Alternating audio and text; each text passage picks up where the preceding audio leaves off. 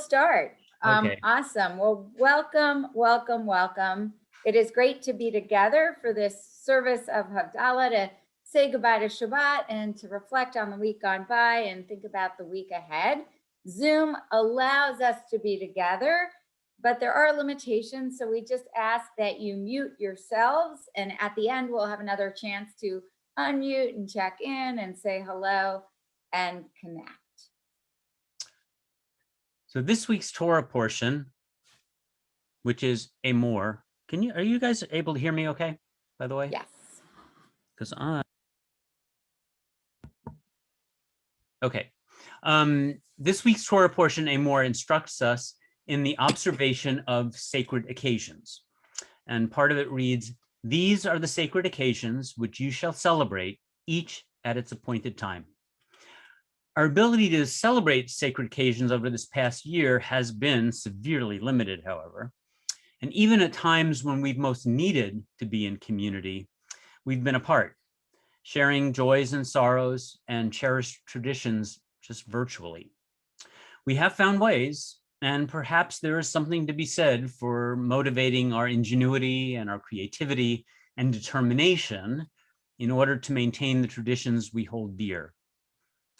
But now, as the spring flowers emerge from the ground and the foliage awakens from its winter slumber, we are beginning to emerge from our isolation to reconnect, enjoying each other's physical presence for the first time in more than a year.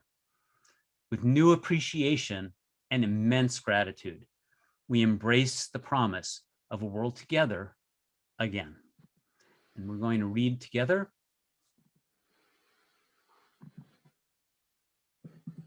Sorry. Oh, hold on. Back to the beginning. We are getting there. Hold on.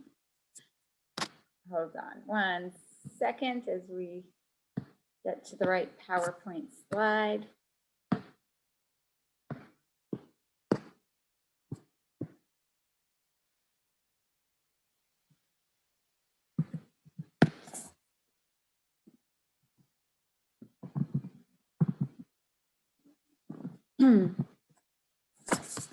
Hold on.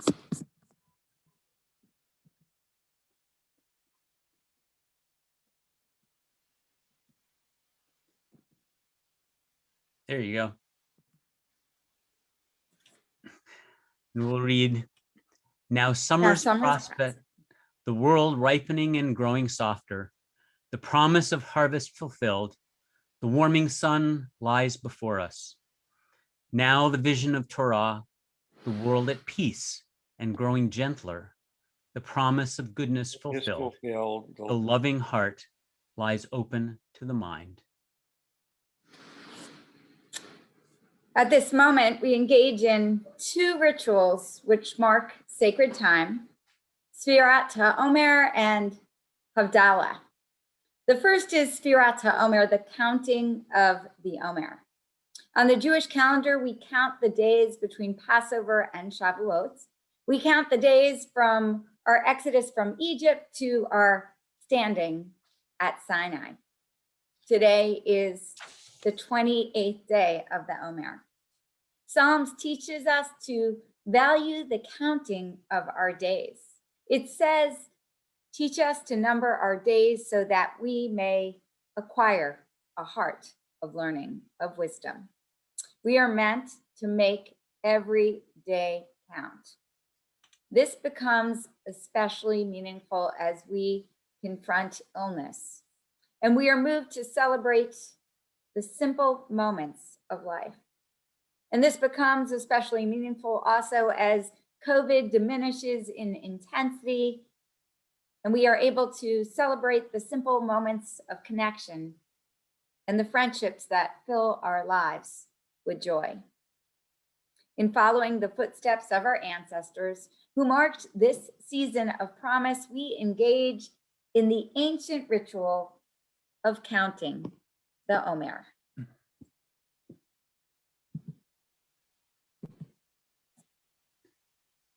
Baruch atah Adonai Eloheinu melech haolam asher kiddushanu b'mitzvotav v'tzivanu al Sefirat HaOmer. Blessed are you, Adonai, our God, ruler of the universe, who sanctified us with commandments and commands us to count the Omer. Hayom Shmona Ve'esrim Yom Shehem Arba'a Shavuot LaOmer. Today is the 28th day, which is 4 weeks of the Omer. And these words from the introduction to Havdalah also express the promise as we emerge from this pandemic. LaYehudim hayta ora v'simcha v'sason vikar. The Jews enjoyed light and gladness, happiness and honor. Kain tihye lanu. So may it be for us.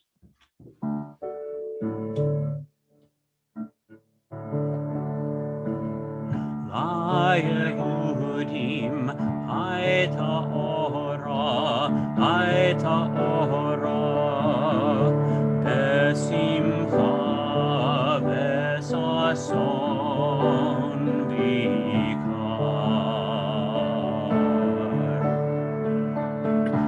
LaYehudim hayta ora v'simcha v'sason vikar.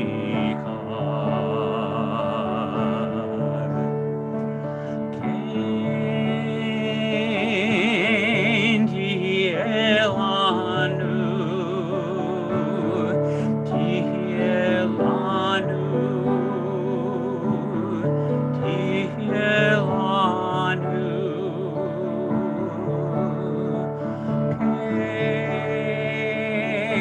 Kain tihye lanu, tihye lanu, tihye lanu.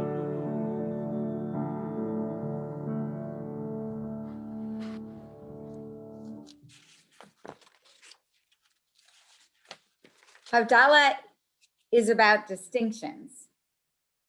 It's about turning from the sacred to the secular, and from turning from our day of rest to our work week. Our soul needs Shabbat, and our world needs our work, in whatever form we offer it: volunteering, working, caring, creating, serving, leading, and loving.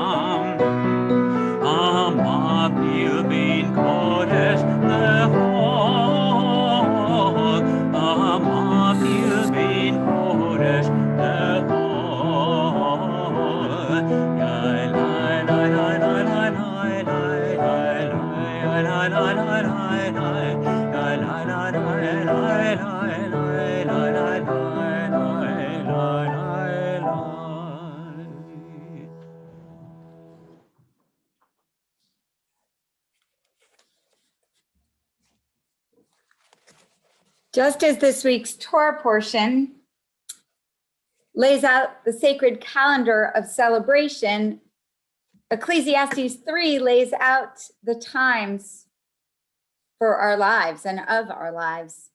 For everything there is a season, the text tells us, a time for every purpose under heaven. A time to be born and a time to die, a time to plant and a time to uproot, a time to weep and a time to laugh. Tears and laughter, each in their own time and each in their own way, bring release and healing. As we enjoy this Hebrew melody of Ecclesiastes 3, let us reflect on the weeks and months gone by of sorrow and weeping, and let us release them.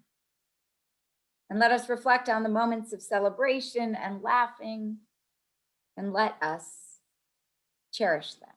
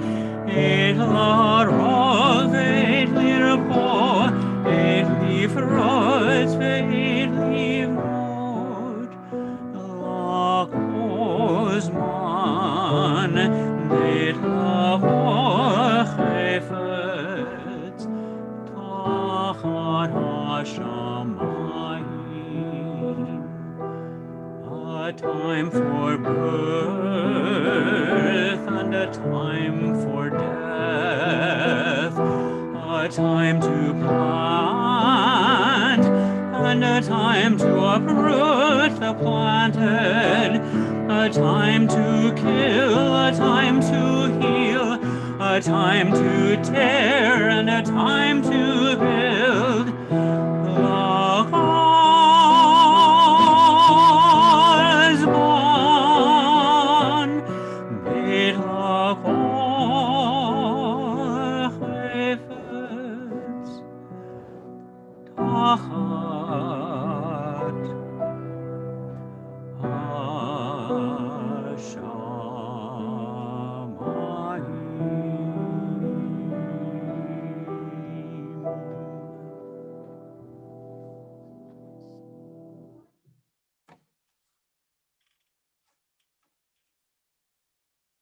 A time to weep and a time to laugh. Just as this week's Torah portion lays out the sacred calendar of celebration, Ecclesiastes tells us there's also a time to embrace and a time to refrain from embracing. Now, I'm a person who hugs other people. And I always thought that because I am a twin and shared a womb with my twin brother for 9 months, that's why I'm such a hugger. And as I read through Ecclesiastes throughout my life, I could never understand when would be the time to refrain from embracing. But now I know. For over the past 13 months, we have had the desire and the need to embrace, while having the desire and need to refrain from embracing in order to protect human life. Our need for each other and our need for community has forced us to reach in and to reach out in new and creative ways, to share our strength and our soul with those around us.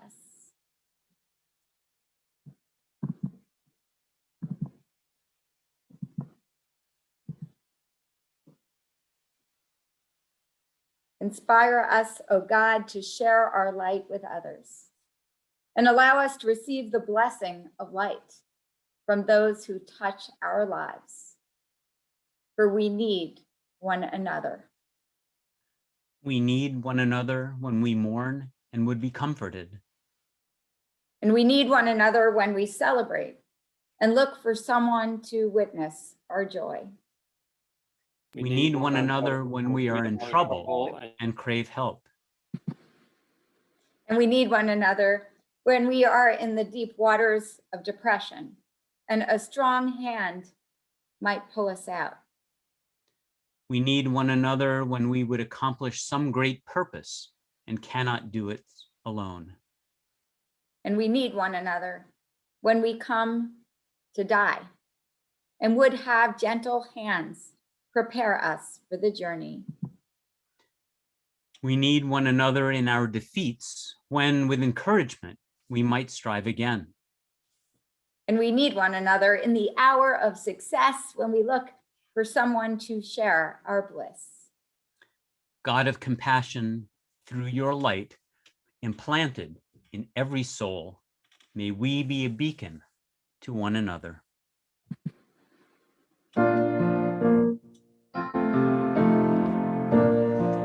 Elohai, Elohai, Neshama,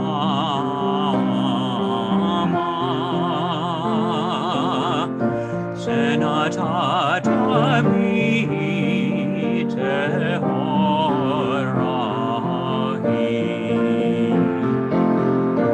Elohai, Elohai, Neshama,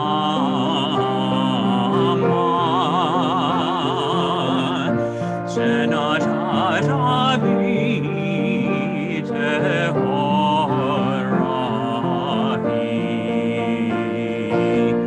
Asher berata, Asher yatzarta, Asher nefachta bi.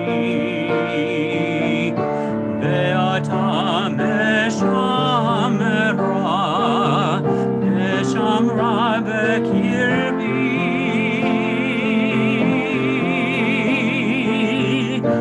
Elohai, Elohai, neshama,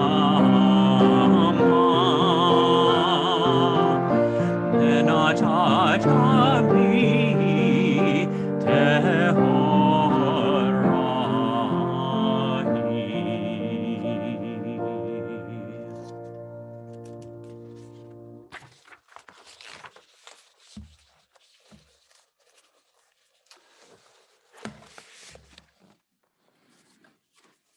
A time to mourn and a time to dance.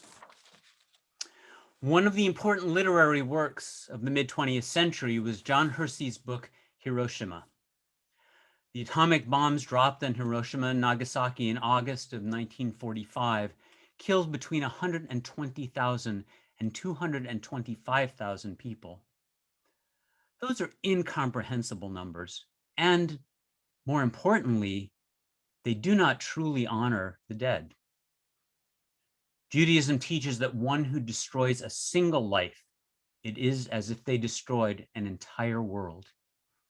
Each life is an entire world, a world rich with life experiences and accomplishments, a world with its unique web of relationships, a world of unknown and unrealized promise. Hersey's book was important because it did not try to understand the mass destruction of the bombs. Rather, it followed 6 individuals as they made their way after the blast. 6 individual stories we can comprehend. 6 individuals we can honor. One of the cable news broadcasts I watch regularly concludes each day with a segment called Lives Well Lived. The stories of 1 or 2 of the individuals who died of COVID are shared. They are shared from the viewpoint of the people who loved them and the community that treasured them. While we must mark the incomprehensible number of people lost to this pandemic, now at about 570,000, we should not fail to treasure the story of each of those individual worlds. We look up to you, O God, for the strength to embrace each beautiful human story. I lift my eyes to the hills, from whence cometh my help. My help comes from God, the maker of heaven and earth.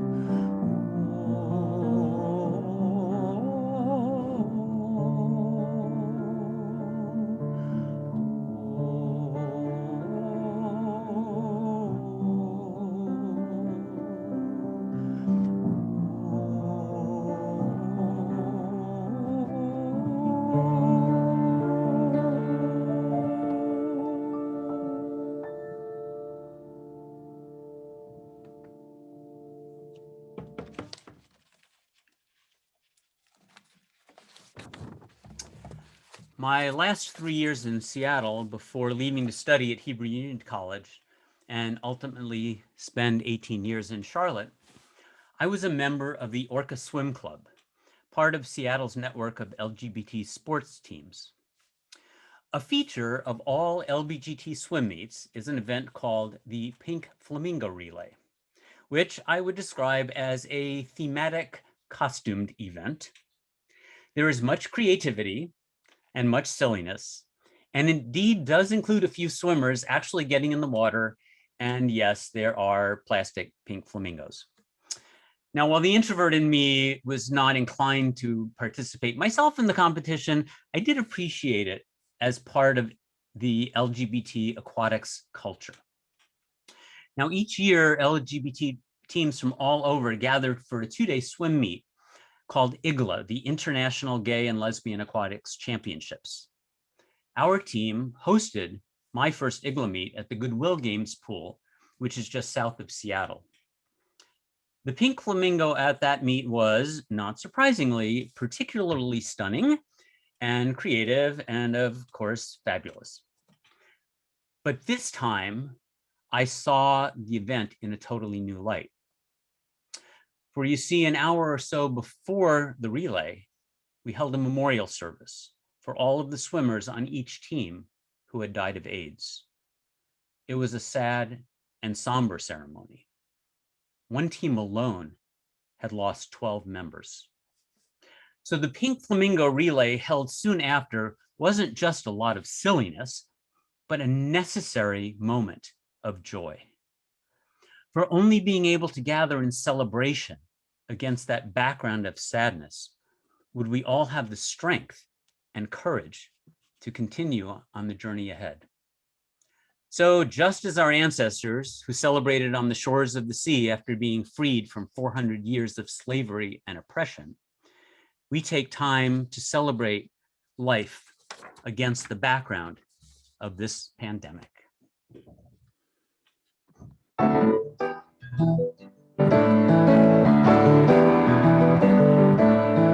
Behind Elim Adonai, Mi Chamocha Nedar B'Kodesh, Mi Chamocha Elim Adonai, Mi Chamocha Nedar B'Kodesh. Nora Tehilot, Osef Eleh, Nora Tehilot, Osef Eleh Adonai, Himloch Le'olam Va'ed. Malchutecha Ra'uvanecha, Okei Hayam Lifnei Moshe u'Miriam, Ze'elianu ve'hameru, Ze'elianu ve'hameru Adonai, Himloch Le'olam Va'ed. Mi chamocha ba'elim Adonai, Mi chamocha nedar b'kodesh, Mi chamocha ba'elim Adonai, Mi chamocha nedar b'kodesh.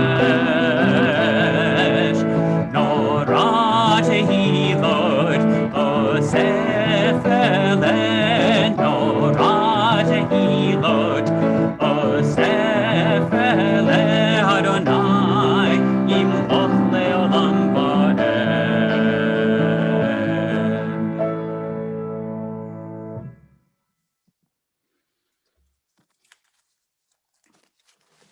There's a time to be silent, and there's a time to speak.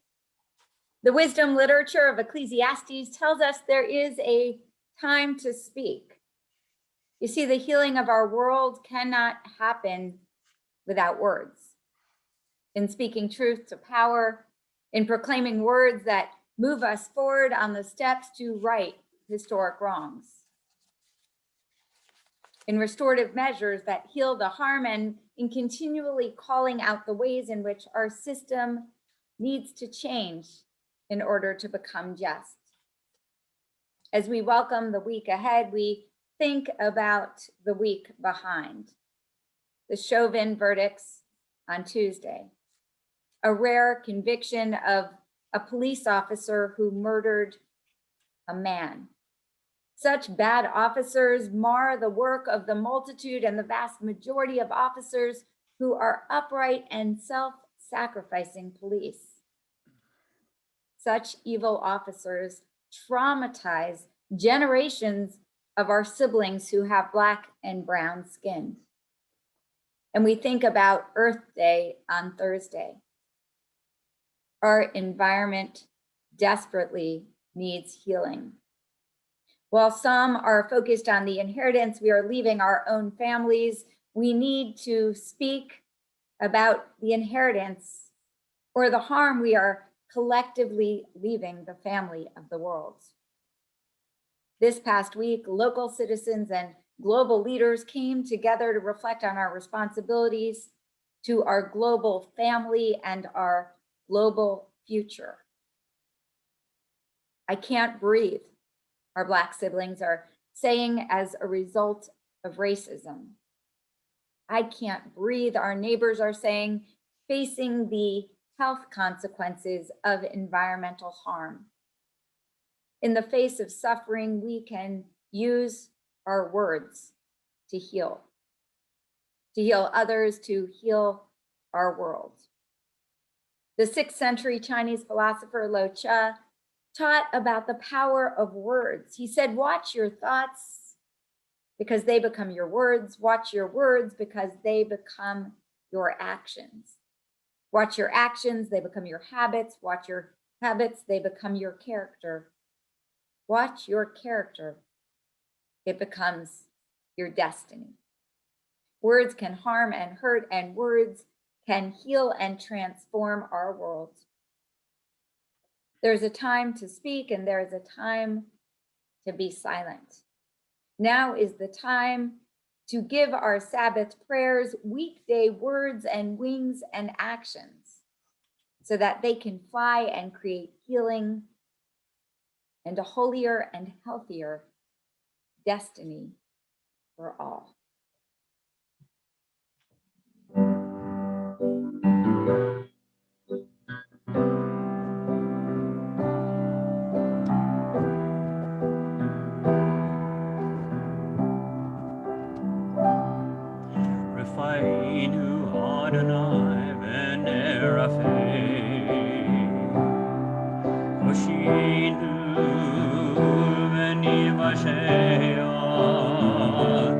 El karov lechol korav, ach karov lireav isho.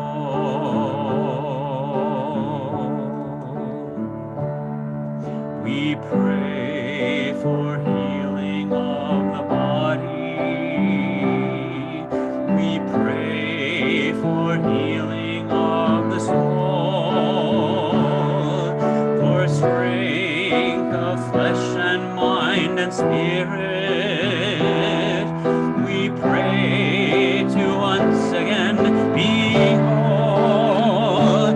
El Marafana. Oh, please heal us now. Refuat ha-nefesh, refuat ha-guf, refuat shlema. El Narafana. Oh, please heal us now. Refuat ha-nefesh, refuat ha-guf, refuat shlema. Heal us now.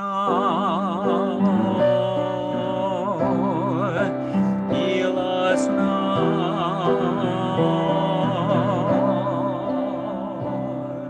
Hoshia et amecha, uvarech nachalatecha, ureim venaseim ad haolam. Misheberach avoteinu, misheberach imoteinu, ana Adonai Hoshiana. We pray for healing of our people. We pray for healing of the land and peace for every race and nation, every child, every woman, every man. El Narafana. Oh, please heal us now. Refuat ha-nefesh, refuat ha-guf.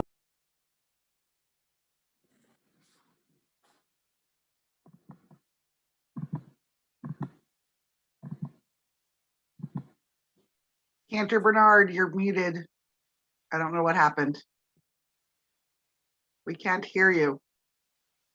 Refuat ha-nefesh, refuat ha-guf, refuat shlema. Heal us now. Heal us now.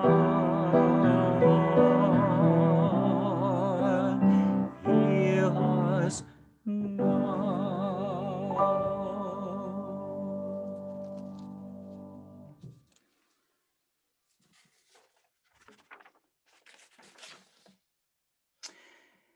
We read together these insightful words on how we best bring healing to others from Dr. Rachel Naomi Remen. Perhaps the most important thing we bring to another person is the silence in us.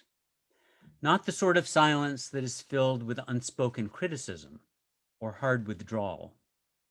The sort of silence that is a place of refuge, of rest, of acceptance of someone as they are. We are all hungry for this other silence. It is hard to find. In its presence, we can remember something beyond the moment, a strength on which to build a life. Silence is a place of great power and healing. Silence is God's lap. When we reach out to those in pain, it is often difficult to find the right words. And more often than not, reaching out with a hand rather than words shows the empathy and concern and love that is true healing.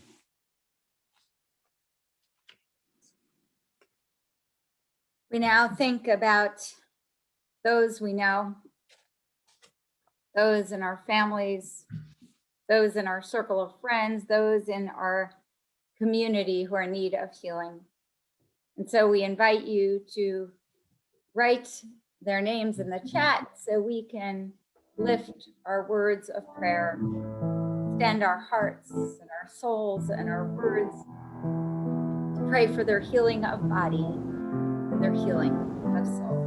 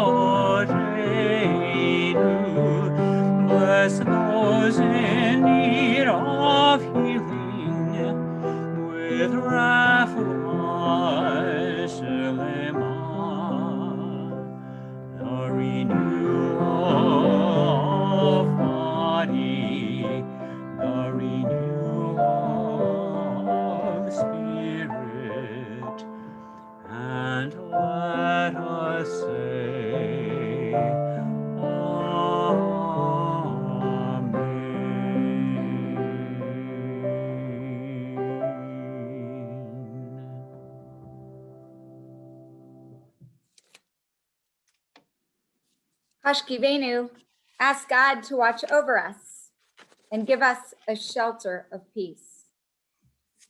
May we feel the presence of our sheltering God even during our struggles on the journey.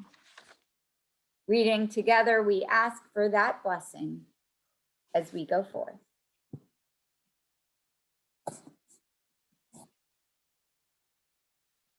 Give us a place to rest, Adonai, our God. Bring us into shelter in the soft, long evening shadows of your truth.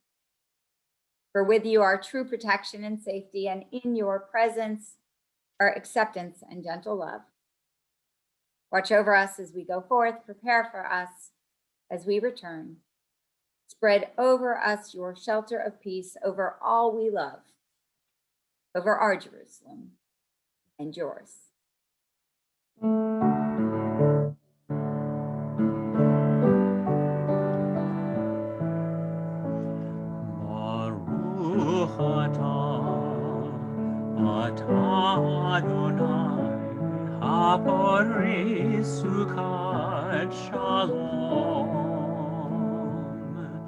Shalom aleinu ve'al kol amo Yisrael.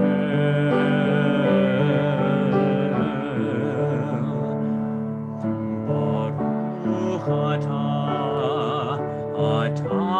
Adonai haporis sukat shalom. Shalom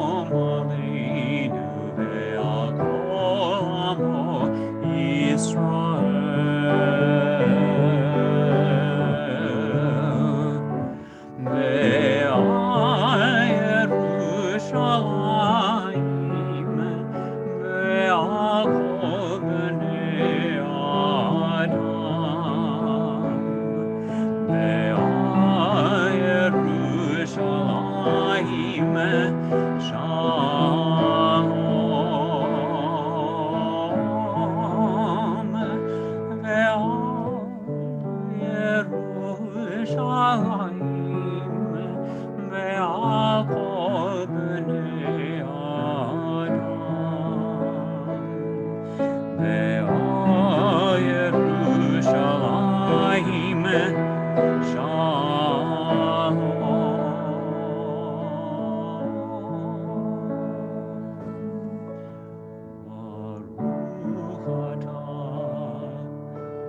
אתה Adonai, Aporis Sukkot Shalom.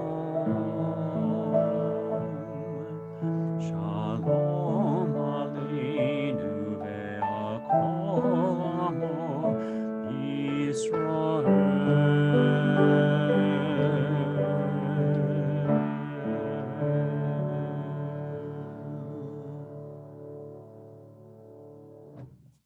Baruch atah Adonai.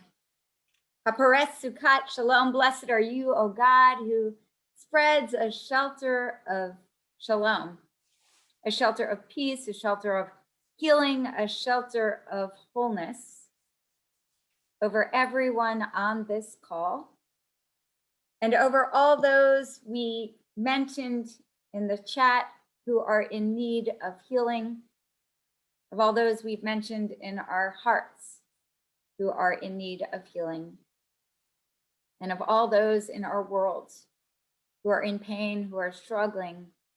May they too go forth and find healing. Amen. Shavua Tov. Shavua Tov. May you have a good week.